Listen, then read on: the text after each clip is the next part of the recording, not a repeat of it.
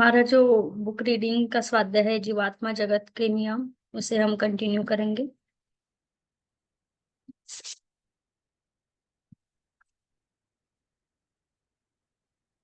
आत्मवंदन सभी मास्टर्स को। अगला टॉपिक है जिमी की कहानी। ईश्वर सब कुछ देख रहे हैं। पुरोहित सचमुच एक बुद्धिमान और स्पष्टवादी व्यक्ति थे। उन्होंने एक पुलिस अधिकारी से बात की और उनसे कहा कि वह हमारे परिवार के बारे में सब कुछ पता करे। थोड़े ही दिनों में पुलिस ने सब कुछ कर लिया। उन्होंने सारी जानकारियां हासिल कर ली, लेकिन भाग्यवश उनके पास कोई सबूत नहीं था। उन्हें सूझ नहीं रहा था कि क्या करें। इस बीच मेरे पिता की हालत बिगड़ती जा रही थी। अब उन्हें सारे शरीर में असहनीय दर्द होने लगा था और उनकी डायबिटीज भी काफी बढ़ गई थी। सारे शरीर में उनकी त्वचा पर फुंसियां निकलने लगी थी। उनका गुस्सा भी काफी बढ़ गया था और उनकी हालत देखी नहीं जाती थी। जो कुछ भी उनके हाथ में आता वह फेंकने लगते थे और साथ ही हमें गालियां देते और कोसते थे। पुरोहित इन सब के बारे में अच्छी तरह जानते थे, क्योंकि उन्होंने हमारी जानकारी के हम पर बड़ी गहराई से नजर रखी थी। एक दिन जब हम सब लोग घर पर थे, वह आए। क्योंकि उस दिन मेरे पिता की हालत बहुत खराब थी। हम सब पिता के कमरे में थे, इसलिए वह सीधे वही पहुंचे और उन्होंने धीरे से कहा, जरा इधर देखो, तुम सब एक चमत्कार देखोगे। फिर उन्होंने पिता की ओर देखते हुए कहा, शांत हो जाओ और इस चमत्कार को देखो। उन्होंने कमरे में इधर उधर पड़ी सारी चीजों को इकट्ठा किया जिन्हें पिता फेंक सकते थे और हमसे इन सब चीजों को दूसरे कमरे में ले जाने का निर्देश दिया। हमने सारी चीजें उठाकर दूसरे कमरे में रख दी। हमने सोचा शायद पुरोहित पिता को जादू तरीके से ठीक करेंगे। उन्होंने इस बात का पूरा ध्यान रखा कि आसपास कोई ऐसी चीज न हो जिसे पिता उठाकर हम पर फेंक सके। फिर उन्होंने हम सबको पिता के आसपास बैठने को कहा, क्योंकि हमारे दिमाग में यह बात बैठी थी कि हमारे पिता को जादुई तरीके से ठीक किया जा रहा है। इसलिए हम बिल्कुल यह नहीं सोच सके कि पुरोहित हमें, जिन्होंने सालों तक की गई लोगों को ठगा, मूर्ख बनकर एक अलग ही चमत्कार दिखाने वाले हैं। हम अपने पिता के बिस्तर के चारों ओर बैठे थे और पुरोहित दरवाजे पर खड़े थे। उन्होंने उच्च स्वर में स्पष्ट उच्चारण के साथ अपनी प्रार्थना शुरू की। उनके बाद उन्होंने ईश्वर से प्रार्थना की वे उनकी मदद करे, ताकि वे हमसे मदद कर पाए। फिर वह रुके और पिता की दुष्टता और क्रूरता की कहानी सुनाने लगे।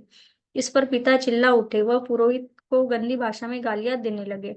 हमने उन्हें रोकने का असफल असफल प्रयास किया। ठीक तभी हमने देखा कि पुरोहित से पीछे हाथों में बंदूक लिए पुलिस के कुछ जवान प्रकट हुए। ईश्वर को दोष मत दो, बदमाशों, तुम जैसे निर्दयी और के लिए यह सजा है। तुम्हें अपना फल मिल रहा है। पुरोहित ने कहा, भगवान ही जाने पर घोर पापों के लिए तुम्हें नर्क में कितना कुछ और भोगना पड़े। सर्वशक्तिमान ईश्वर के साथ तुम छल नहीं कर सकते। तुमने अच्छी तरह से हम सबको धोखा दिया है, यहाँ तक कि अपने बच्चों को भी। तुमने उन्हें भी अपनी तरह पापी बना डाला। तुम्ही ने अपनी पत्नी की जिंदगी बर्बाद की और उसे आत्महत्या करने के लिए मजबूर किया।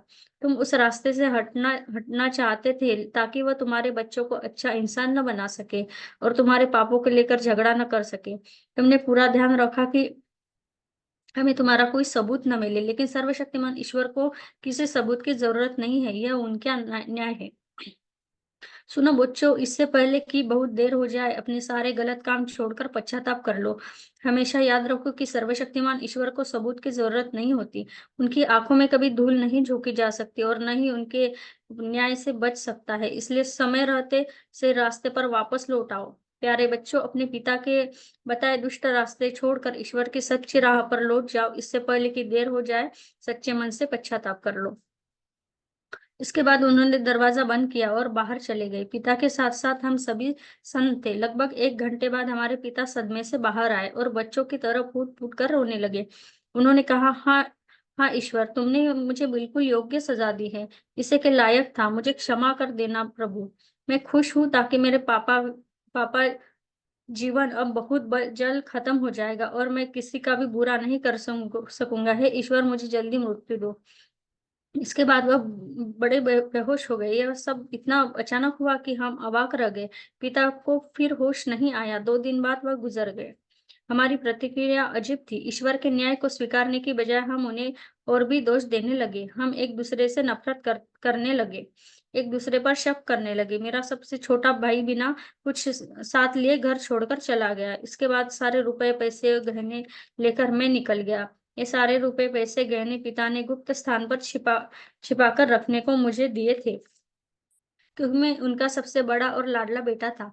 फिर मुझे नहीं मालूम मालूम मेरे बाकी भाइयों और बहनों का क्या हुआ। मैंने अपना नाम बदला और सारी दौलत देकर मुंबई चला आया। मैंने एक पैसा भी अपने भाई बहनों के लिए नहीं छोड़ा।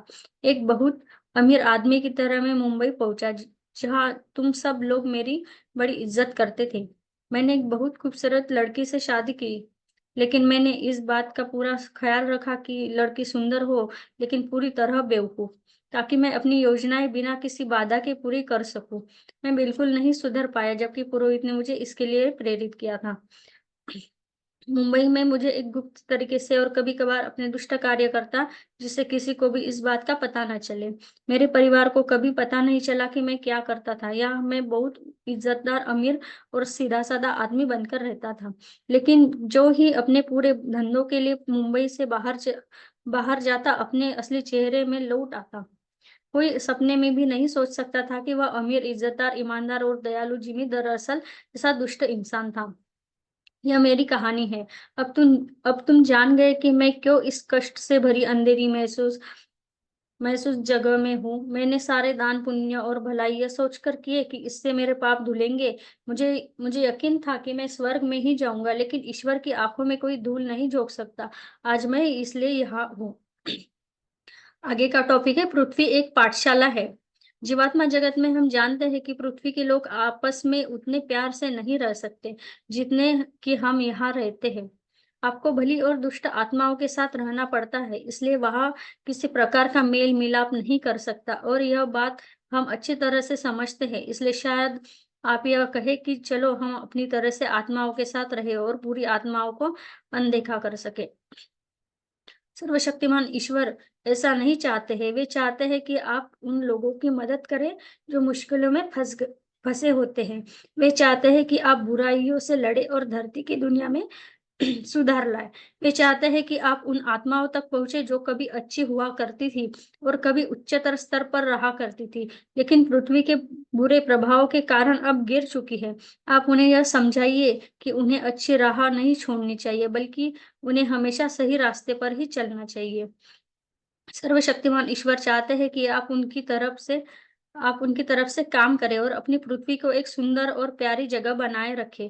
वे यह नहीं चाहते कि आप दुष्ट या बुरी आत्माओं से दूर भागकर अच्छी आत्माओं के बीच हाथ पर हाथ धरे चुपचाप बैठे रहे और अपने बहुमूल्य समय को नष्ट न करें। हम इसे बहुमूल्य इसलिए कहते हैं क्योंकि पृथ्वी पर आपका जीवन बहुत छोटा होता है, पर जीवात्मा जगत में आत्माएं लंबे समय तक जीवित रहती है। हमेशा याद रखें कि आप अपने समय को बर्बाद न करें। पृथ्वी पर आपको कुछ विशेष कार्य के लिए, प्रशिक्षण के लिए, अनुभव जमा करने के लिए और कर्मों के फल प्राप्त करने के लिए भेजा गया है। इसलिए अपना समय पूरा होने से पहले उन कार्यों को पूरा करें जिनके लिए आप वहां गए हैं।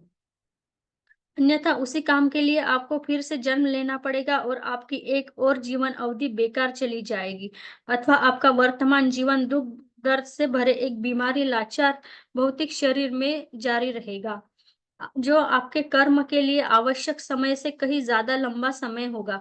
इसलिए बहुमूल्य समय को बर्बाद न करें, अपना काम जल्द पूरा कर ले। हो सके हो सकता है कि आपका समय पूरा होने से पहले ही आप लौट आए। आप कभी नहीं जान पाएँगे कि आपका समय कब पूरा हो रहा है, केवल आपका अवचेतन मन ही यह जान पाएगा। सर्वशक्तिमान ईश्वर चाहते हैं कि पृथ्वी पर आप बुरी और हाल ही में गिरी हुई आत्माओं को सुधारें और निस्वार्थ रूप से ज़रूरतमंदों की तथा मुश्किल में पड़े लोगों की मदद करें। ये यही मुख्य कारण है कि पृथ्वी पर आपके होने के इसलिए आप अपने कर्तव्यों का पालन करें, ताकि बाद में आपको अफसोस न हो। आगे का टॉपिक है, पुनर्जन्म का उद्देश्य। उच्च स्तरों की बहुत सी आत्माएं पृथ्वी पर 3 कारणों से जन्म लेती है: अपने प्रियजनों की सुरक्षा और मदद के लिए, पिछले जन्म के बाकी पड़े कर्मों को पूरा करने के लिए, अपना आध्यात्मिक जीवन कार्य संपन्न करने के लिए। बुरी आत्माओं को पृथ्वी पर कर्मों का फल भोगने के लिए भेजा जाता है। इसके पीछे का तात्पर्य यह है कि वे इस सजा को बहादुरी और हंसी खुशी से व्यतीत करें। केवल तभी आप सुधर पाएंगे और ऊंचे लोकों की ओर उठ पाएंगे। आत्माओं को उनके दुष्ट कामों को बदलने का मौका देने, पश्चाताप करने, सुधारने और ऊंचा उठने के लिए पृथ्वी पर भेजा जाता है। भले ही फिर यह छोटे अंश से क्यों न हो, पृथ्वी पर आपके अस्तित्व के यही मुख्य कारण है। सबसे महत्वपूर्ण कारण है अपनी आत्मा का शुद्धिकरण करना और ऊंचे स्तर पर प्रगति करना। पृथ्वी एक प्रशिक्षण केंद्र है जहां बुरी आत्माओं को अच्छी बनना चाहिए, अच्छी आत्माओं को और भी अच्छा बनना चाहिए और दुष्ट आत्माओं को अपनी दुष्टता छोड़कर अच्छे और ईश्वरीय कर्मों को अपनाकर सुधार की ओर बढ़ना चाहिए। लेकिन इन दिनों धरती पर बुरी आत्माएं और बुरी होती जा रही है, भली आत्माएं हो रही है और दुष्टता बड़े पैमाने पर फैल रही है। हर जीवात्मा हम जीवात्मा इसके बारे में बहुत बुरा महसूस करती है। बस आज के लिए इतना ही। सभी का बहुत बहुत धन्यवाद।